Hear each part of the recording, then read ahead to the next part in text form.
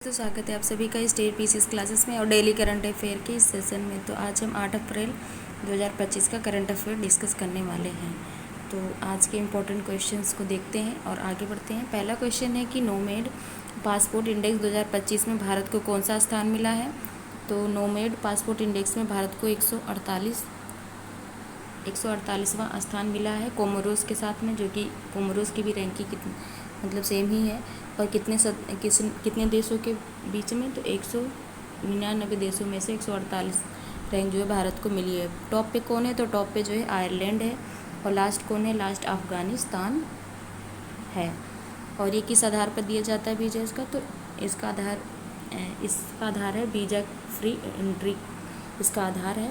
और साथ में ही पासपोर्ट होने पर जीवन कितना बेहतर होगा, ये भी जो है इसका आधार बनाया गया है। तो ये इंपॉर्टेंट क्वेश्चन है। आगे बढ़ते हैं, नेक्स्ट क्वेश्चन देखते हैं कि विश्व स्वास्थ्य दिवस 2025 कब मनाया जाता है। तो विश्व स्वास्थ्य दिवस 2025 जो है हर साल जो है विश्व स्वास्थ्य दिवस 7 अप्रैल को मनाया जाता है। क्यों इस दिन मनाया जाता है, क्योंकि WHO की स्थापना 7 अप्रैल 1948 में हुई थी। और इसका हेडक्वार्टर कहाँ है, तो इसका हेडक्वार्टर जेनेवा स्विट्ज़रलैंड में है। और इस बार की थीम क्या रही है, इस बार की थीम है स्वस्थ शुरुआत आशावादी भविष्य, इसकी थीम रही है। और इंडिया की जो है मातृ मृत्यु दर अब जो है 97 हो गई है 1 लाख जीवित बच्चों पर, यह भी इसमें बताया गया है। आगे बढ़ते हैं, नेक्स्ट क्वेश्चन देखते हैं कि 150वां अंतर संसदीय संघ IPU शिखर सम्मेलन कहाँ हुआ है। तो IPU शिखर सम्मेलन कजाकिस्तान के अस्ताना में हुआ है। भारत की ओर से किसने भाग लिया, तो भारत की ओर से ओम बिरला ने भाग लिया, जो कि कौन है, तो लोकसभा के स्पीकर हैं, लोकसभा के अध्यक्ष हैं। और इसमें बेलीज जो है इसको 122वां सदस्य बना दिया गया, इस 182 नंबर का सदस्य इसको बना दिया गया है। बेलीज कहाँ की कंट्री, आप लोग कमेंट करके ज़रूर बताइएगा।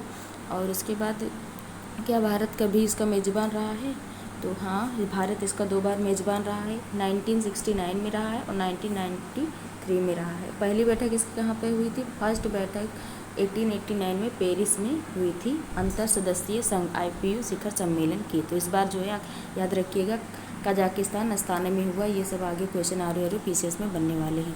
आगे बढ़ते हैं, नेक्स्ट क्वेश्चन देखते हैं कि स्टेट थंडर 2025 ए लाइव फायर अभ्यास किसने किया है। तो स्टेट थंडर ए लाइव फायर अभ्यास जो है चीन ने किया है। होस्ट किसने किया है, चीन ने किया है। और ये ताइवान के पास में इन्होंने मतलब चीन ने किया है 2 दिन के लिए। कितने दिन के लिए, 2 दिन के लिए किया है। इसका उद्देश्य है बंदरगाह और ऊर्जा स्थल पर टारगेट करना और नकली लक्ष्य पर फायर करना इसका उद्देश्य है। और यहीं साथ में पास्कस, अभी हाल ही में पास्कस जो है अभ्यास हुआ, किसके मध्य हुआ, तो भारत और न्यूजीलैंड के मध्य हुआ। कहाँ पे हुआ है, तो ये अदन की खाड़ी में हुआ है, ये भी याद रखिएगा कहाँ पे हुआ है, अदन की खाड़ी में भारत और न्यूजीलैंड के मध्य पास्कस अभ्यास हुआ है। ये सब नए जो अभ्यास होते हैं पूछ ले जाते हैं कि पास्कस अभ्यास कहाँ पर हुआ है, किस टाइप का अभ्यास है, इस तरह से पूछ ले जाते हैं। आगे बढ़ते हैं, नेक्स्ट क्वेश्चन देखते हैं कि भारत सरकार ने किस देश की हनवा एरोस्पेस के साथ K9 हॉवित्ज़र जो तोपों के आयात के लिए समझौता किया है। तो ये जो है साउथ कोरिया के साथ समझौता किया है। इसमें जो है 370 बिलियन ओन में इसको मतलब इसका समझौता हुआ है। और ये ओन कहाँ का, वॉन कहाँ की मुद्रा है, तो साउथ कोरिया की वॉन मुद्रा है। वॉन में ही 370 वॉन में ही इसका समझौता हुआ है। और निर्माण कहाँ पे होगा, तो निर्माण भारत में हजीरा जो कि गुजरात में है वहाँ पर होगा। और यहाँ पे भारत की तरफ से L&T कंपनी होगी और साउथ कोरिया की तरफ से हनवा कंपनी होगी। ये बहुत ही इंपॉर्टेंट क्वेश्चन है कि K9 हॉवित्ज़र तोपों का आयात के साथ समझौता किसने किया है, किसके साथ किया गया, तो साउथ कोरिया के साथ में किया गया है। आगे बढ़ते हैं और नेक्स्ट क्वेश्चन देखते हैं कि सुदर्शन पटनायक को फ्रेड डार्लिंगटनसेंड मास्टर पुरस्कार से किसने सम्मानित किया है।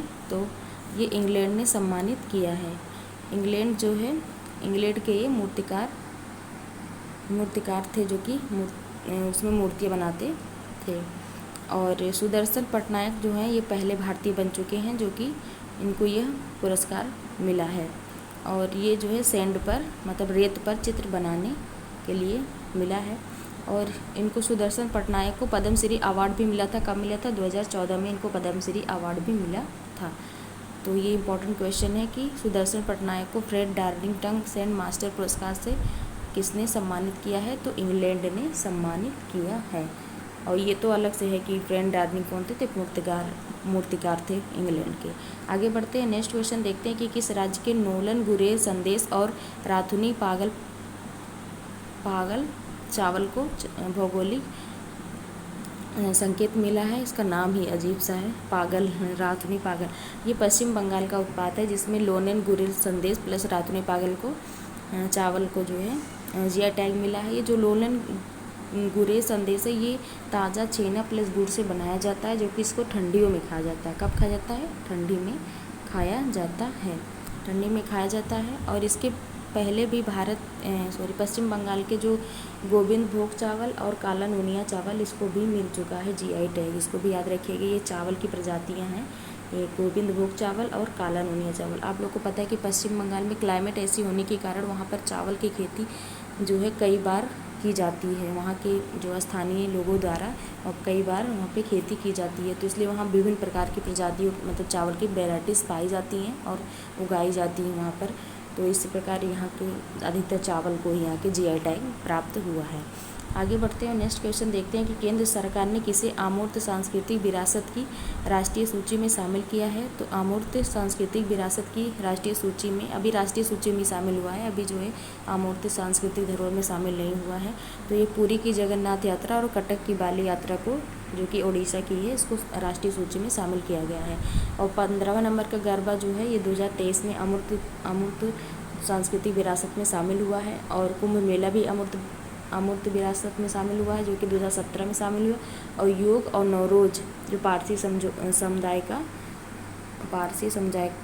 का जो है फेस्टिवल है नवरोज, उसको भी अमूर्त में शामिल किया गया, अमूर्त धरोहर में 2016 में। और अभी हाल ही में यूनेस्को की 43वीं सांस्कृतिक धरोहर कौन बनी है? तो 43वीं सांस्कृतिक धरोहर कौन बन चुकी है? तो मोयदम बन चुकी है, मोयदम बन चुकी है, ये भी याद रखिएगा। यहाँ पर कब इसको ऐड किया गया था? तो जो 46वीं बैठक हुई थी, 46वीं बैठक जो भारत में आयोजित हुई, वहीं पर मोयदम को भारत में शामिल किया गया है। ये असम का टोम है, जो कि राजवंश से संबंधित है।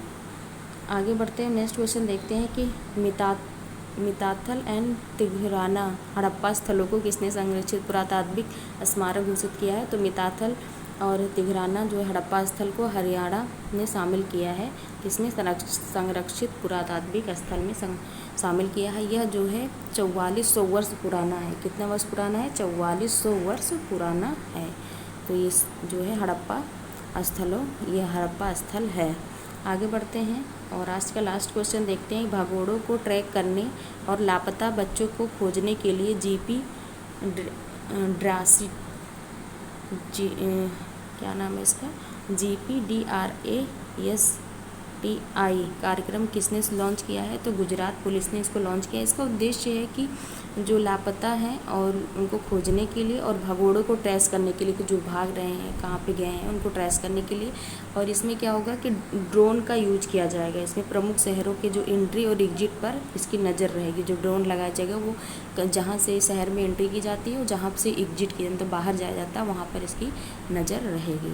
तो आज के ये इम्पोर्टेंट क्वेश्चन है। आज का शॉर्ट न्यूज़ है कि माइटी ने बैंकिंग, वित्तीय इस सेवाओं और बीमा क्षेत्र के लिए डिजिटल खतरा रिपोर्ट 2024 की लॉन्च।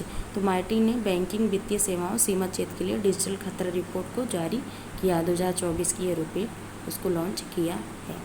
तो आज की ये सभी इम्पोर्टेंट क्वेश्चन रहे। आप सभी को क्वेश्चन कैसे लगते हैं कमेंट करिए, और जो है वीडियो को बहुत बहुत अपने दोस्तों के साथ में शेयर करिए, और चैनल को प्लीज़ सब्सक्राइब करिए, और ऐसे वीडियो देखते रहिए। वीडियो देखने के लिए बहुत बहुत धन्यवाद।